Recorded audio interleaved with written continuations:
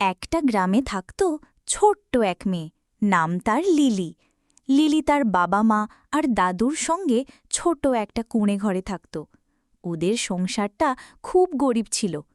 লিলির বাবা একজন চাওয়ালা, প্রতিদিন বাজারে গিয়ে চায়ের দোকান চালাতেন, আর সেই টাকায় কোনো মতে সংসার চলত। লিলি ছিল খুব মিষ্টি আর সাহসী একটা মেয়ে। তার চোখে ছিল স্বপ্ন আর মন ছিল ভরে থাকা কল্পনায়। একদিন বিকেলে লিলি গ্রামের পাশের জঙ্গলের রাস্তা দিয়ে হাঁটছিল। হঠাৎ সে দেখে এক জায়গায় একটা বিশাল সিংহ গাছের নিচে চুপচাপ বসে আছে। সবাই হলে ভয় পেত, কিন্তু লিলি ভয় পেল না। সে ধীরে ধীরে সিংহটার সামনে গিয়ে দাঁড়াল। সে বলল, বন্ধু, তুমি এখানে একা বসে আছো কেন? আমার সঙ্গে চলো।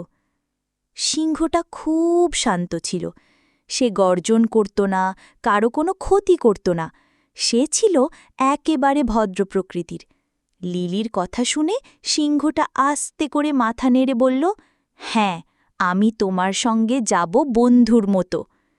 এরপর লিলি আর সিংহ একসঙ্গে গ্রামের দিকে হাঁটতে লাগল। যখন গ্রামের মানুষ দেখতে পেল একটা সিংহ গ্রামে ঢুকেছে, সবাই ভয় পেয়ে ছুটোছুটি করতে লাগল।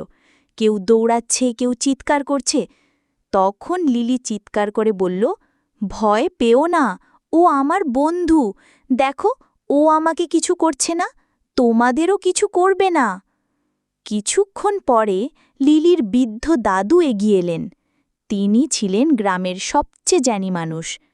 লিলি দাদুর সামনে দাঁড়িয়ে জিজ্ঞেস করল, দাদু, আমি তো ওকে ভয় পাইনি, ও তো শান্ত, কেউকে কষ্ট দেয় না, তাহলে শুধু বড় আর ভয়ানক দেখে সবাই ভয় পায় কেন?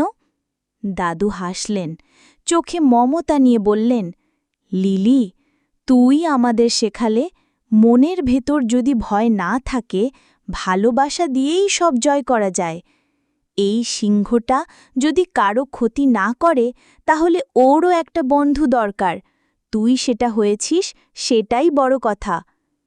এরপর থেকে সিংহটা গ্রামেরই একজন হয়ে গেল। সবাই তাকে চিনতে শিখল। সে আর ভয়ানক নয়, সে এখন লিলির বন্ধু বাহাদুর সিংহ। সেই দিন থেকে গ্রামের মানুষ আর ভয় পায় না, কারণ তারা জানে ভালোবাসা দিয়ে সব ভয় জয় করা যায়।